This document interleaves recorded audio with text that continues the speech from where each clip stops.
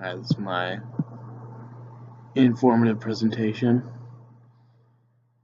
When people think of the military, they typically think of shooting guns and storing beaches. While the infantry does this, they have many other important roles in both the active and reserve components.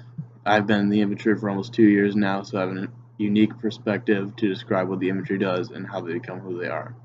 It takes a lot to become an infantryman, and they do much more than just shooting guns and kicking indoors. To start today, I'm going to describe what the infantry is. The U.S. Army Infantry is one of the many branches of the Army. Not only is it the largest branch, but it is also the oldest. The infantry was founded in 1775 when the Second Continental Congress raised the Continental Army. The infantry is the biggest branch of the Army, and it is its main combat force. Considered the backbone of the Army, all of the branches of the Army are meant to support the infantry, whether it is medics, tanks, or helicopters. Many infantrymen have a pride about them because they know that every other member of the Army is there to support them and help them carry out their objective. Now that you have a basic knowledge of the infantry, let me tell you about the training and what it takes to become an infantryman. To earn the infantry blue cord, the object that distinguishes the infantry from the rest of the Army, one must complete one station unit training, or OSUT. OSUT is the combination of BCT, which every soldier entering the U.S. Army goes through, and Advanced Individual Training, AIT, which is different for every military occupational service, or MLS, in the Army. OSUT takes place exclusively in Fort Benning, Georgia. The BCT portion of OSUT recruits learn discipline, rifle marksmanship, and other requirements to be successful in the early months of being in the Army.